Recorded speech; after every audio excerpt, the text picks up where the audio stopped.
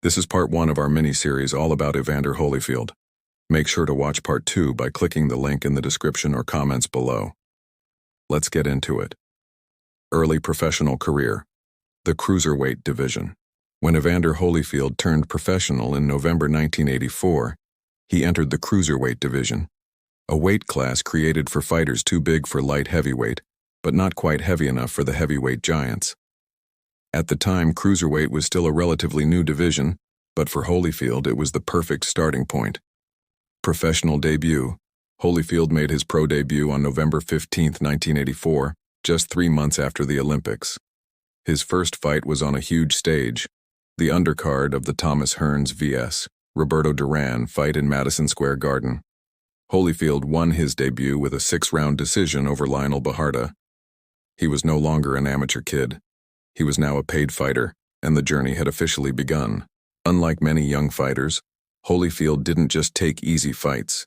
He sought out the best.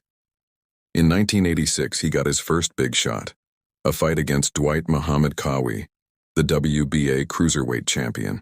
Holyfield vs. Qawi I, The War.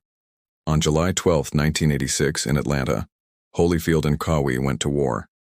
The fight lasted 15 grueling rounds, with both men throwing non-stop punches. It was one of the most intense cruiserweight fights in boxing history. Holyfield, only 23 years old at the time, showed the world his stamina, heart, and refusal to quit. After 15 rounds, Holyfield won by split decision, and with it the WBA Cruiserweight title. This fight is still remembered as one of the greatest cruiserweight battles of all time. Unifying the division. Winning the WBA belt was only the beginning.